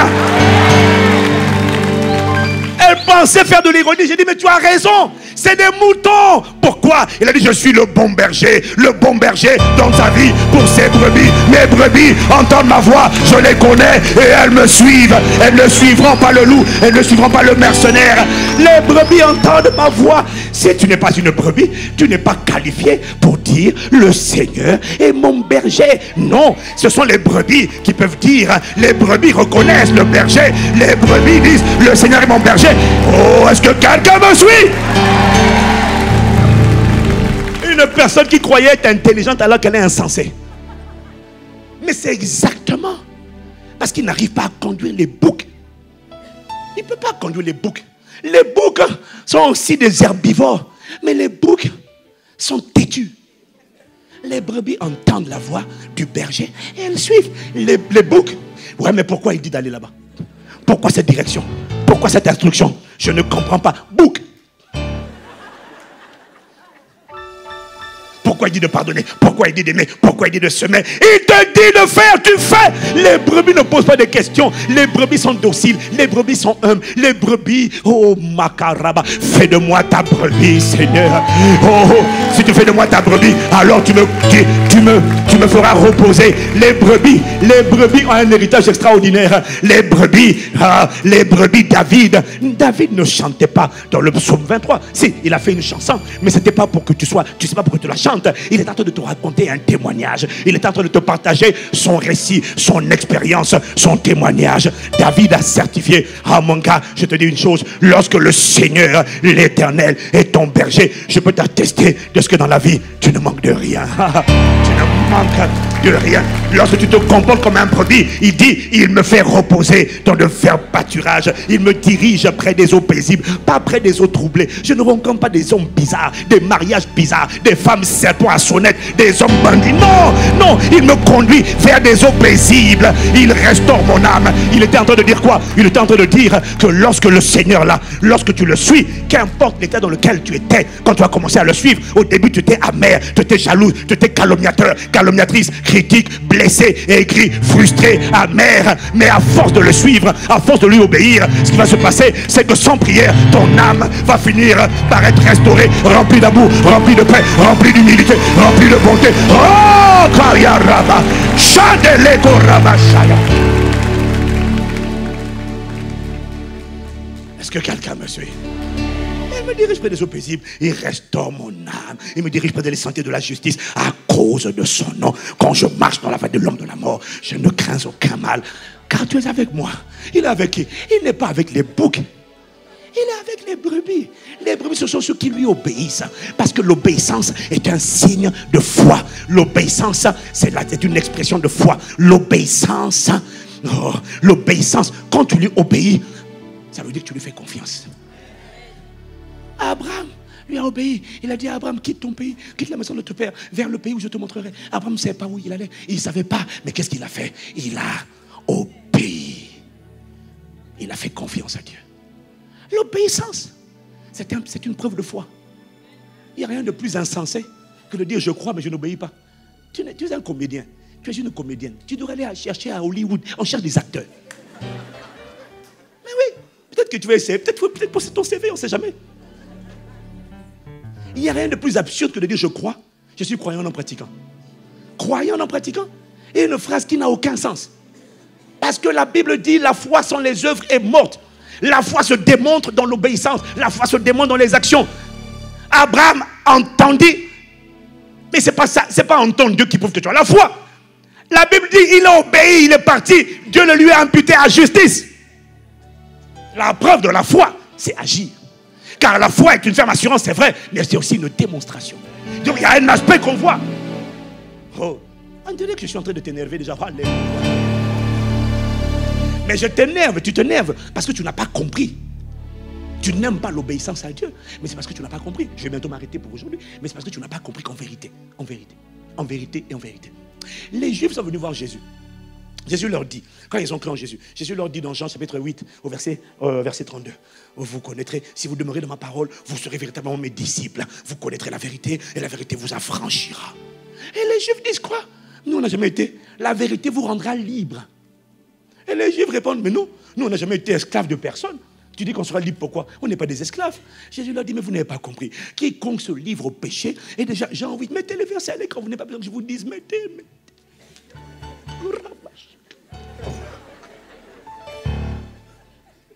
Anticipation, proactivité, rapidité, vélocité, en temps réel. Amen. Allez. Jean 8, verset 34, en vérité, je vous le dis, leur répliqua Jésus, quiconque se livre au péché est esclave du péché. C'est ça que tu n'aimes pas. Tu n'aimes pas l'obéissance. Tu n'aimes pas quand on te parle de l'obéissance parce que tu n'as pas compris. Jésus dit, mais en fait, ce que tu ne comprends pas, c'est que le fait même de pratiquer le péché, tu es déjà esclave du péché. Mais qui dit esclave? Dis avec moi, esclave. S'il y a un esclave, c'est qu'il y a un maître. S'il y a un esclave, c'est qu'il y a un seigneur. Donc, être esclave de la masturbation ou de la fornication ou de l'adultère, c'est avoir comme maître un démon appelé esprit. C'est parce que je n'ai pas le temps de tout expliquer. Mais en fait, si tu comprenais, tu vas comprendre qu'en vérité, dans la Bible, tous les êtres humains, le monde spirituel domine le monde naturel. Les êtres spirituels contrôlent les êtres humains. 2 Pierre 2, verset 19, Pierre dit, chacun de nous est esclave de ce qui a triomphé de lui. Tu es un esclave. Tu vas dire, tu es un esclave, nous tous. La seule question, c'est de qui es-tu esclave? Romains 6, 16. Ne savez-vous pas qu'en vous livrant à quelqu'un comme esclave pour lui obéir, vous devenez esclave de celui à qui vous obéissez? Soit du péché qui conduit à la mort, soit de l'obéissance qui conduit à la justice. Ne savez-vous pas qu'en vous livrant, en fait même le texte grec n'est pas écrit comme ça. En fait le texte grec dit, ne savez-vous pas qu'en vous livrant, non, le texte grec dit, ne savez-vous pas que celui à qui vous vous livrez pour lui obéir détermine celui dont vous êtes l'esclave. Il ne dit pas quelqu'un. Il n'y a pas le mot quelqu'un. Quelqu'un, c'est un mot que le français a introduit. Est-ce que quelqu'un me suit? Je demande, est-ce que quelqu'un me suit? Tu fais le Dieu pour rien. Tu es un esclave. Tu es un esclave. À quoi? De quoi? Comment on fait pour savoir qui est ton maître? Jésus dit, celui qui se livre au péché est esclave du péché. Si tu vas à la maison et tu prends Romains 6, tout le chapitre là, de 16 jusqu'à 20, tu vas voir qu'il parle de cette vérité. C'est que tout le monde est esclave. Esclave de Dieu, esclave du péché. Esclave du péché, esclave de la justice. Mais dans tous les cas, you are a slave. Nous sommes tous des esclaves. Mais la question c'est, pas est-ce que tu es esclave, mon frère, ma soeur. La question c'est qui a triomphé de toi. Je n'ai pas demandé, est-ce que tu... on ne demande pas qui est-ce que tu pries. On demande de qui es-tu esclave. Je sais de qui tu es esclave en voyant ton comportement.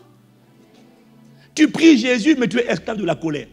Pas de la colère, de l'esprit de colère. Parce que derrière les œuvres de la chair, il y a des démons. Il y en a, ils prient Jésus, mais il est esclave de la peur. Il y en a, ils prient Jésus, mais il est esclave de l'esprit d'impudicité. Ça veut dire que ton Seigneur, ton Maître, c'est un esprit d'impudicité. C'est pour ça que de Romains 6, verset 16, il y a deux vérités. Je vais peut-être développer ça. On va développer ça les prochains jours. La première vérité, je vais finir avec ça, mon frère, ma soeur. La première vérité, Romains 6, verset 16. Ne savez-vous pas qu'en vous livrant à quelqu'un comme esclave pour lui obéir, vous êtes esclave de celui à qui vous obéissez? On sait qui est ton maître, qui est ton Seigneur, en voyant à qui tu obéis. C'est ça, il n'y a rien d'autre. Donc, celui à qui tu obéis détermine qui est ton maître. Le jour où le Saint-Esprit m'a dit ça, j'ai dit, Seigneur, moi je vais dire ça aux gens. Il m'a dit, non, il faut dire, bien aimé, il faut accepter la vérité. Paul dit, il n'y a pas de puissance contre la vérité. Avoir accepté Jésus dans ta vie prouve que Jésus est ton sauveur. Obéir à Jésus prouve que Jésus est maintenant ton Seigneur. Je n'ai pas entendu. C'est simple. Donc, je sais pas qui tu pries, pas qui est ton sauveur. Je sais qui est ton Seigneur en voyant qui tu obéis. Quand tu vas comprendre ça, tu vas voir dans l'église. Beaucoup de gens prient Jésus. Amen. Mais quand ils sont dans l'église, ce sont des rebelles. Dans l'entreprise, quand il va dans une entreprise ou à l'école, son premier, il est naturellement attiré à l'école par les grévistes, les contestataires, les protestataires. Tu arrives quelque part, tu cherches comme une antenne radar. Tu vois, non? Tu cherches toujours. Oh, oh, oh, oh, oh. Tu arrives dans une famille unie, tu arrives dans une église où il y a l'unité. Toi, ton premier réflexe, c'est de. Tu as dit qu'une voix, tu vocifères, tu grognes. Mais tu pries Jésus. C'est ton sauveur parce que tu l'as accepté. Mais la question est qui est ton Seigneur? En entreprise, quand j'ai enseigné ça, là, les gens commencent à dire, et là, ça me dit, mais dis donc, je commence à comprendre maintenant. Mais tu arrives dans une entreprise, ton premier réflexe, c'est les syndicats. Mais c'est-à-dire que tu cherches les syndicats, ils sont où? Soit tu es le leader des syndicats, soit tu fais partie du mouvement des syndicalistes. Pourquoi? Des rebelles. En fait, ton maître, c'est un esprit de rébellion. Mais tu ne connais pas, tu n'as pas compris. Tu n'as pas compris. Non, c'est parce que, là, pour l'instant, je suis un peu brouillon. On va voir demain comment on arrange un peu. Dis seulement amen et on avance. Parce que tu n'as pas compris. Tu n'as pas compris les conséquences. Parce que le deuxième point que tu n'as pas compris, celui à qui tu obéis là, tu n'as pas compris ce que ça veut dire. Tu n'as pas compris. On prie tous. Tu vas comprendre pourquoi tu pries, ta vie ne change pas. Tu pries, ça ne change pas. Ce n'est pas que Dieu est puissant. Non, il m'a montré. Il y a la plupart d'entre nous, c'est nous. Ce n'est pas Satan qui est trop fort. Non, c'est la désobéissance. Le problème. Parce qu'il me montrait comment celui à qui tu obéis, le premier point, c'est celui à qui tu obéis, révèle qui est ton Seigneur. Dis Amen.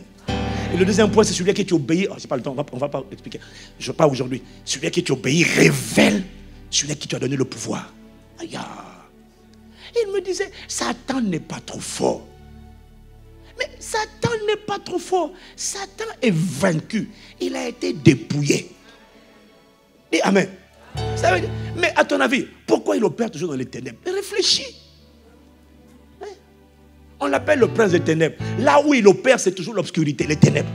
Bon, réfléchis un peu. Un homme qui, toujours quand il est avec sa femme, éteint la lumière, Je vais aller, non, n'allume pas. Toujours, il opère dans les ténèbres. Pourquoi il opère toujours dans l'obscurité? Mais pourquoi? Quand tu veux allumer la lumière, il dit non. Toujours les ténèbres. Tu sais pourquoi? Le Saint-Esprit m'a dit, il a peur de la lumière parce que si on allume la lumière, on va voir que le gars il est nu, il n'a plus d'armée, il n'a plus d'équipement, il a été désarmé, il a dépouillé les autorités et les dominations. Il les a publiquement livrés en spectacle en triomphant d'elle. Par la croix! Pourquoi il opère dans les ténèbres? Il fait peur dans les ténèbres. Parce que si tu rentres dans la lumière, la révélation de la connaissance de la vérité, tu vas te rendre compte que le gars est désarmé. Que sa seule force, c'est la ruse. Mais quand tu es dans la lumière, le gars il n'a rien. Il est nu. On voit tout. Que Dieu te délivre de la peur du diable au nom de Jésus. Non, bien aimé. On doit racheter le temps. De toutes les manières, si tu n'obéis pas à Jésus, tu obéis à un démon. C'est lui ton maître. C'est pour ça que Jésus dit dans Luc 6, verset 44, pourquoi m'appelez-vous Seigneur, Seigneur? Parce que les gens à l'époque étaient comme aujourd'hui. Oh Seigneur, oh Maître. Ça veut dire en grec c'est Kurios, en hébreu c'est Adonai. Oh Seigneur, oh Seigneur, oh Seigneur, oh mon travail, oh Seigneur. Jésus dit mais quel comédien, pourquoi tu m'appelles Seigneur? Seigneur, et ne fais-tu pas ce que je dis? Ça veut dire gagnons du temps. Ne m'appelle pas Seigneur, Seigneur, si tu ne m'obéis pas. Parce que si tu ne fais pas ce que je te dis, tu prouves que je ne suis pas ton Seigneur. Mais attention, si tu ne fais pas ce que je dis, la vérité, c'est que tu fais toujours ce que quand même une voix te dit de faire. La seule question, c'est qui? Ne perds pas ton temps. Appelle-moi Sauveur, Seigneur, Sauveur, puisque c'est moi que tu pries. Il n'y a pas de problème. Mais ne m'appelle pas Seigneur, Seigneur, tu perds ton temps. Peut-être que tu veux que Jésus soit ton Seigneur. Mais ton Seigneur, c'est celui à qui tu obéis. Si tu ne lui obéis pas, arrête de l'appeler Seigneur, Seigneur. Et dis aux démons en question là, à qui tu obéis. Il y en a dans l'église. Maman, des entubes, menteurs professionnels. Ce qu'on n'a pas dit, il dit on a dit. Ce que le pasteur n'a pas dit, il va dire le pasteur a dit. Le pasteur m'a appelé. Tu n'as même pas appelé. J'ai même pas. Mais il ment à tout le monde. C'est-à-dire que c'est un démon de mensonge auquel il a donné le pouvoir. Et quand tu essaies de l'aider, de lui dire frère, repens-toi seulement, avoue seulement. Non, non, non, non, non. Et puis il commence à pleurer. Comment on peut dire que je mens? J'ai dit, mais le gars là à Hollywood, on n'a même pas besoin de te payer. T'as dit qu'un comédien, il pleure. Comment on peut penser? Tu reconnais seulement que tu as dit.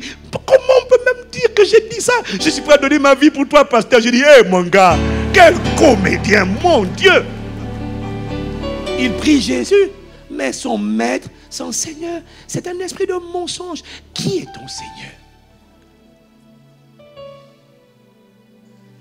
Mais tu vas comprendre demain. Le Seigneur, c'est celui qui a le pouvoir sur ta vie. Ouais. Tu vas comprendre que le Seigneur inspire seulement. Là, j'ai balancé des idées brouillons. C'est juste pour préparer ton cœur. Cette semaine, le Saint-Esprit ne va pas te dire ce que tu as envie d'entendre. Il va te dire ce que tu dois entendre. Parce que nous voulons manifester Christ. Nous voulons être des brebis, pas des boucs. Ce message va déranger. Si ton voisin ne vient pas demain, ne t'étonne pas. Non, non, non, t'inquiète pas. Mais si tu ne viens pas demain, ce que tu vas rater, c'est l'explication sur comment, pourquoi ta vie, soit déjà c'est le cas, soit ça va être le cas, va ressembler à une descente aux enfers. Parce que celui à qui tu obéis révèle celui à qui tu as donné le pouvoir. Je vais te démontrer. Dieu ne peut rien faire quand on ne lui donne pas le pouvoir. Il entend. Il dit, j'entends ce que tu dis. Donne-moi la main, donne-moi le pouvoir, donne-moi l'autorité d'agir sur ta vie. Je suis Seigneur de l'univers, mais donne-moi le pouvoir, la grâce, donne-moi l'autorité d'être Seigneur dans ta vie. Donne-moi le pouvoir. Si tu me donnes le pouvoir, tu vas voir. J'ai des exemples que je vais te donner. Mon gars, c'est tellement fort. Rien que, Pasteur Mohamed a beaucoup enseigné sur l'action de grâce. Dis l'action de grâce. Comment la plupart des chrétiens, le peu qu'ils ont, le peu qu'ils sont, ne se multiplient pas.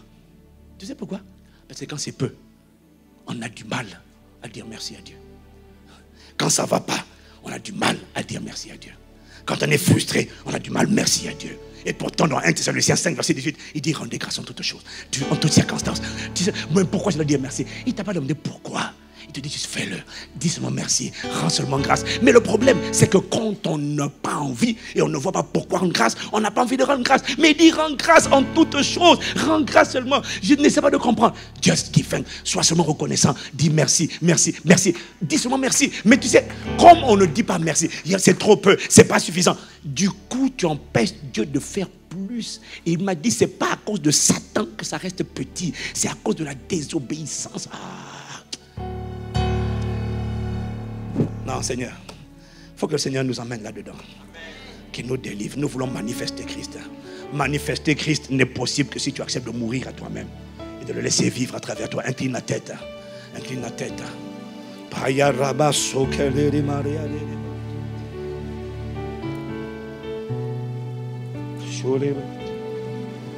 Adorer, adorer, oh Seigneur. Mon désir. Bien-aimé, si Dieu te dit de lui obéir, il est le créateur. Il sait pourquoi il te dit. Dieu ne veut que ton bien. Quand tu dis à un enfant, ne mets pas la main sur le feu, tu sais pourquoi tu dis. Mais l'enfant immature croit que tu veux le priver de son plaisir, alors il se met à râler. Mais c'est parce qu'il ne sait pas que tu veux le préserver de la destruction. Il ne sait pas. Incline la tête et lève la voix pour demander au Seigneur la grâce de te parler tout au long de cette semaine. Je sais que tu as déjà demandé cela. Mais dis au Seigneur, pas ce que je veux, pas ce que nous voulons, mais ta volonté. Accorde-nous la grâce d'aimer la vérité. Délivre-nous de la séduction. Révèle les choses cachées que nous ne connaissons pas. Conduis-nous sur le chemin de la vérité. Conduis-nous sur le chemin de l'intégrité. Conduis-nous sur le chemin de la sainteté. Conduis-nous sur le chemin de l'éternité. Accorde-nous la grâce de racheter le temps. Oh, ce soir, nous n'avons fait qu'introduire avec ta grâce, Saint-Esprit. Mais demain, emmène-nous dans les profondeurs. Demain, délivre-nous de l'ignorance. Délivre-nous de la séduction. Délivre-nous de tout pouvoir que nous avons donné à Satan. Beaucoup d'entre nous, nous prions Jésus. Ça veut dire que nous croyons que Jésus est le sauveur, celui qui nous entend. Mais nous ne t'avons pas donné le pouvoir de nous changer, le pouvoir de nous sauver. Parce que tant qu'il n'y a pas d'obéissance, il n'y a pas de transfert de pouvoir. Satan a encore la main. Tu peux prier, mais ce n'est pas ce qui enlève la main de Satan de ta vie. Ce qui enlève la main de Satan de ta vie, c'est lorsque tu obéis à Dieu. Lorsque sur ta parole, tu lui permets de glorifier son nom, de manifester ses œuvres. Lorsque sur sa parole, tu acceptes d'obéir et de marcher. Tu n'as pas besoin de tout comprendre. Ah Seigneur, nous t'implorons. Ce soir, ce n'est que l'introduction, mes pères. Emmène-nous dans les profondeurs de la connaissance de la vérité. Ne nous laisse pas nous tromper nous-mêmes par des faux raisonnements. Nous t'implorons. Nous voulons vivre Christ, manifester Christ. Nous ne voulons pas vivre Adam et mourir comme des Adam, vivre comme des Adam. Adam n'a aucune puissance. Adam n'a pas de pouvoir sur la création. Adam n'a pas le pouvoir de commander l'être au pays. Adam est powerless. Adam est impuissant. Adam n'a que des diplômes. Adam n'a que des positions, des titres. Adam ne peut rien devant un démon. Adam ne peut rien devant un cancer. Adam ne peut rien devant un esprit d'infirmité. Adam n'a pas de puissance. Nous t'implorons. Emmène-nous dans les profondeurs. Nous t'implorons. Ce soir, accorde-nous de méditer sur le peu qui a été dit. Mais nous nous attendons à toi demain. Il faut que tu délivres ton église. Il faut que cette semaine voit la manifestation des disciples. Les disciples, ce sont ceux qui obéissent. Les disciples, ce sont ceux qui se comportent comme des brebis et pas des boucs. Les disciples, ce sont ceux qui te donnent le pouvoir de transformer leur vie. Saint-Esprit, ce que tu dois dire, dis-le. Ce que tu dois télécharger, télécharge-le. Fais toutes choses infiniment au-delà de ce que nous te demandons, nous pensons, par ta puissance qui agit en nous. Merci. Nous nous attendons à toi pour les jours qui suivent jusqu'à dimanche. Aujourd'hui, c'était l'entrée. Mais emmène-nous dans les profondeurs. Et à la fin de dimanche, transforme-nous radicalement, totalement. Propulse-nous, délivre-nous, ressuscite. L'église épouse l'église des plus que vainqueurs, de ceux qui manifestent Christ, de ceux qui n'obéissent pas à un autre esprit que le Saint-Esprit. Tu as commencé cette œuvre, tu la rendras parfaite. Nous te faisons confiance. À toi louange, honneur et gloire et sagesse et force et action de grâce dès maintenant et dans toutes les générations. Amen, amen, amen. Au Seigneur, on désirait de t'aimer, t'adorer.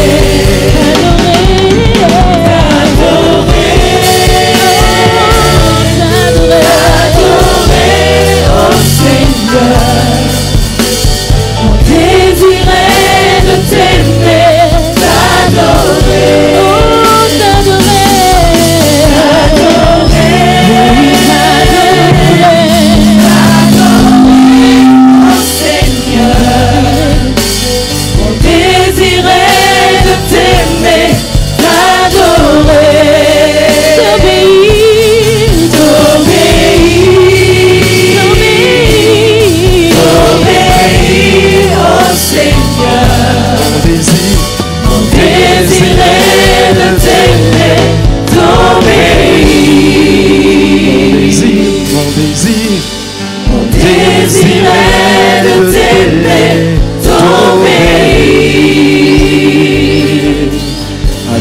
mon Seigneur.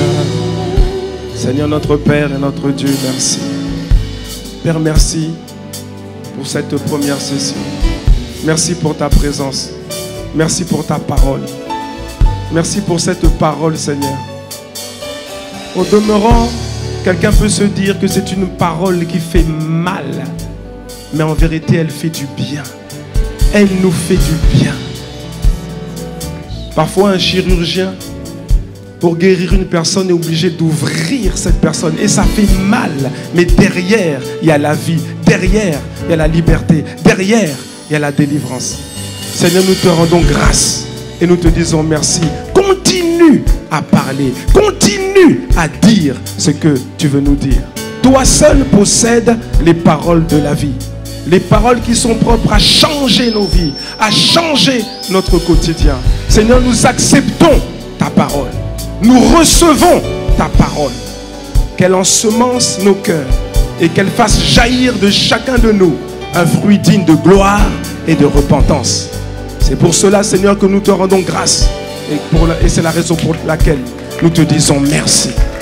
Y a-t-il quelqu'un en ce lieu qui veut simplement manifester encore une fois sa gratitude envers le Seigneur, envers sa présence, envers sa parole?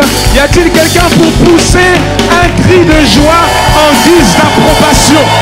En guise d'approbation de cette parole. Que quelqu'un dise Amen. Que quelqu'un dise un meilleur Amen. Alléluia. Pouvons-nous acclamer le Seigneur? Amen, amen. Bien-aimés, ne partons pas tout de suite, ce n'est pas encore fini. La Bible dit que la fin d'une chose vaut mieux que son commencement, n'est-ce pas? Amen. Ce n'est pas encore fini. Qui a été béni ce soir? Amen. Si tu as été béni, acclame encore le Seigneur.